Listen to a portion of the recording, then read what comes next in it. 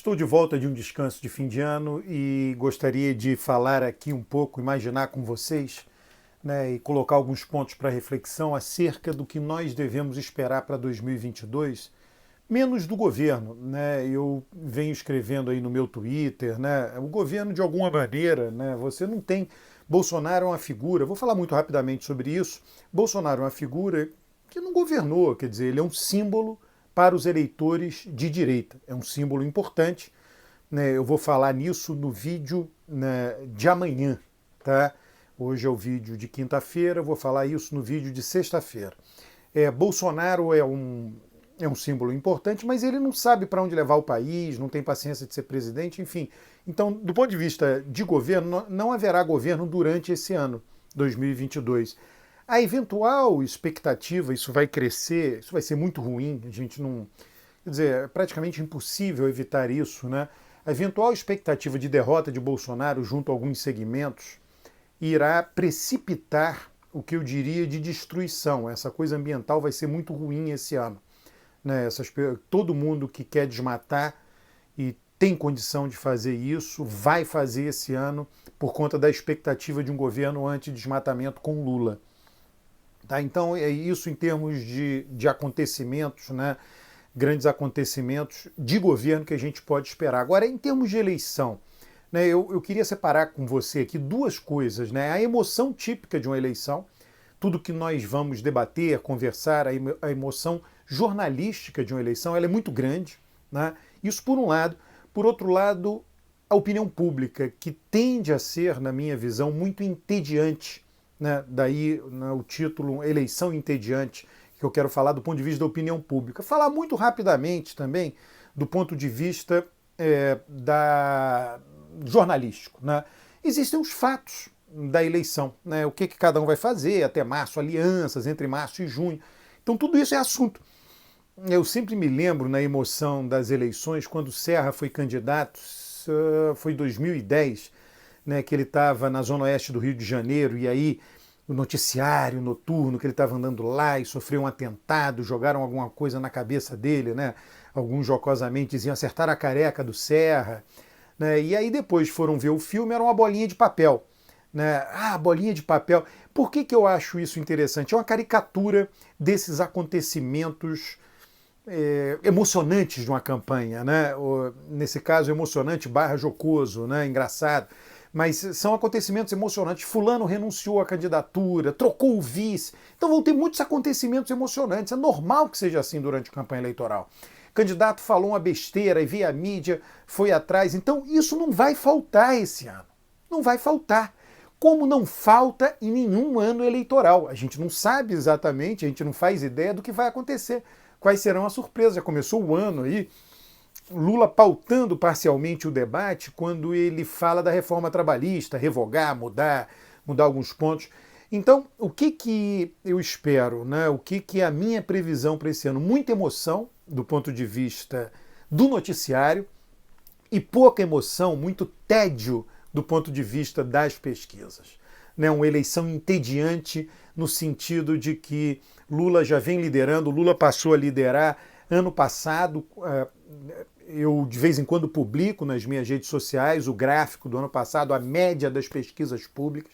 Na média das pesquisas públicas do ano passado, Lula passou a liderar abril, maio, ali maio, junho, porque em março Fachin tomou a decisão de que todos os processos estavam cancelados, tornando Lula elegível novamente, e aí passa março, abril, maio, o eleitorado vai tomando notícia da elegibilidade de Lula, ele vai se colocando, fez aquele discurso famoso nos sindicatos metalúrgicos, e aí ele passa a liderar as pesquisas ali no meados do ano. E está lá assim desde então.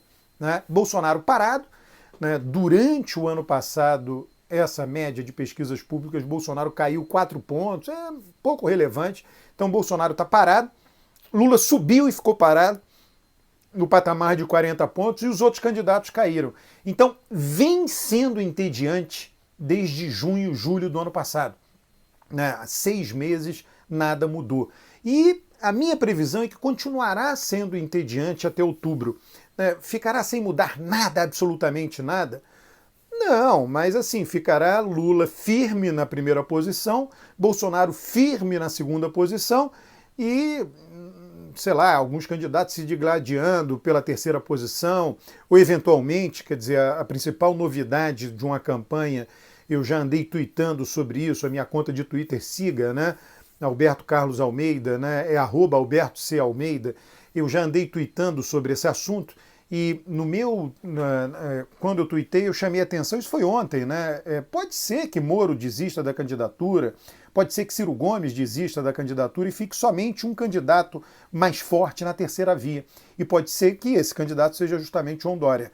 Né? E aí ela seria menos entediante nesse caso. Mas eu não acredito que João Dória teria a capacidade de ultrapassar Jair Bolsonaro, a segunda colocação de Jair Bolsonaro, porque Bolsonaro é muito sólido no eleitorado de direita. Bolsonaro é direita raiz, João Dória não, e João Dória, qual é o problema de João Dória do ponto de vista, bom, do ponto de vista dos eleitores do PT, ele sempre foi antipetista, né? É como Moro, sempre foi contra o PT, contra Lula. E do ponto de vista dos eleitores de Bolsonaro, ele é um traidor, também como Moro. As traições foram por razões diferentes, mas ambos são traidores do ponto de vista do eleitorado de Bolsonaro. Eu vi que era bem interessante o desembarque de Sérgio Moro no aeroporto de João Pessoa, e aí tiveram dois tipos de xingamento no aeroporto. Eu vi ali o vídeo, tem o xingamento traíra. Ninguém do PT, ninguém que vota no PT, ninguém que tem simpatia por Lula vai dizer que Sérgio Moro é traíra, né? Porque Sérgio Moro nunca traiu Lula, nunca traiu o PT, nunca esteve do lado. Né? Então, aqueles gritos traíra eram de eleitores de Bolsonaro. E os gritos corruptos, autoritários, tinha lá gente dizendo corrupto, juiz ladrão, de petistas. Ninguém de Bolsonaro vai fazer esse tipo de agressão verbal a Sérgio Moro. Então, Sérgio Moro, ele traiu o Bolsonaro, porque foi ministro e deixou o Bolsonaro. Dória traiu o Bolsonaro, porque fez a campanha Bolsodória, defendeu o Bolsonaro de forma muito ardente no final da campanha de 2018, defendeu o Bolsonaro no início de seu mandato como governador e depois abandonou o Bolsonaro e passou a criticá-lo. Então o eleitor de Bolsonaro não quer Dória. Né? Ele é considerado isso, traidor, um traíra. A traição é muito ruim. Eu não sei se você sabe, né? Não é uma mera curiosidade, o Alcorão, né, o livro sagrado da religião islâmica, né, o Alcorão não manda matar judeus, não manda matar cristãos, nada disso. Né? Agora, o Alcorão diz que pode ser submetido à pena de morte aquele que professava a fé islâmica e a abandonou, o apóstata. Né? Então, por quê? Porque é um traidor. O traidor é muito mal visto do que simplesmente o adversário. Né? Então, esse é um problema de Dória, né?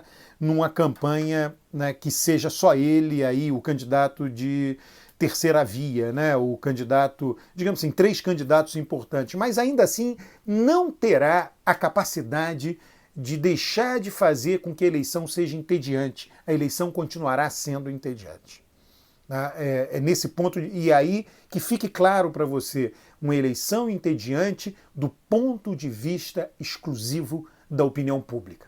Não do ponto de vista do noticiário, jamais. Mas do ponto de vista da opinião pública, pode ser que a cada pesquisa que sai a gente veja, está tudo a mesma coisa, está tudo a mesma... E variações pequenas, variações na margem de erro, para baixo num mês, ainda para cima na margem de erro no outro mês, e tudo ficando igual.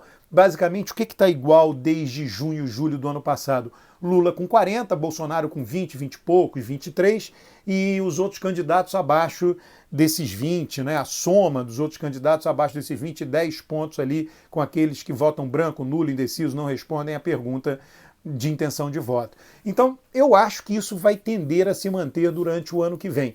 Quando a terceira via foi bem votada nas eleições, as 3 terceiras vias mais bem votadas foram Marina 2 vezes, em 2014 foi a maior votação de uma terceira via, 21% de votos válidos, não dá para comparar com os votos que estão na pesquisa. Marina, em 2010, teve 19% de votos válidos e Garotinho, em 2002, teve 18% de votos válidos. Foram as 3 eleições em que a terceira via foi mais bem votada. Bolsonaro tem mais do que isso em termos de votos válidos. Ele é governo, os votos que ele pega são votos de quem avalia bem o governo, votos esses que um candidato de terceira via não irá obter. Então, basicamente isso. Eu prevejo para 2022, posso mudar a previsão aqui, vamos ver o que vai acontecer. Uma eleição muito animada do ponto de vista do noticiário, jornalístico, e muito entediante, muito, né, enfim, um tédio mesmo, né? Pouquíssima variação, pouquíssima emoção do ponto de vista dos resultados de pesquisa de opinião. Um grande abraço, um bom 2022 para você. Fique aqui nesse canal, veja os vídeos, são vídeos ponderados, vídeos analíticos, vídeos que ajudam você a entender a política, a entender o mundo social e político. Um grande abraço.